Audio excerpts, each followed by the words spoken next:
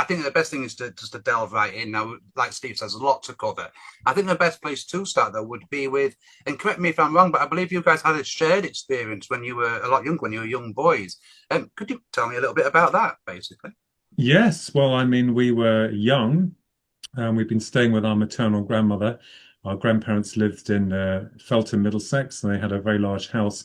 And it was on, I think we agreed it was a summer's evening. I mean, as kids, we didn't have a diary and Yeah, dotted or documented because people say, "What proof of and evidence?"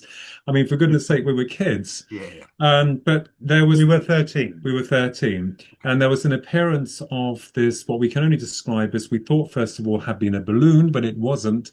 And it was about the size of a football. It was in broad daylight, and it was silver, and it just came over with it on a direct trajectory course to where we were. And it then hung over our grandmother's head.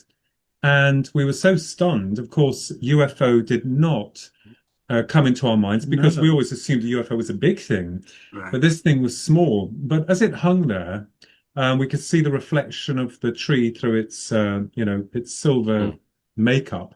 There was no markings, no lights, nothing on it. It was just a perfect sphere. And when we asked our grandmother what it was, and she said, "Oh, look, the fairies have come to take a closer look at us."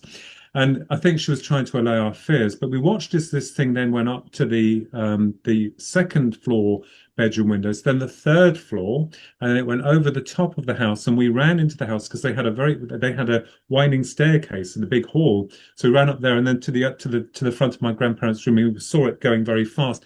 So that was the real beginning or acknowledgement Mm. of high strangeness. And that was just like a summer's day. You're Yeah. outside.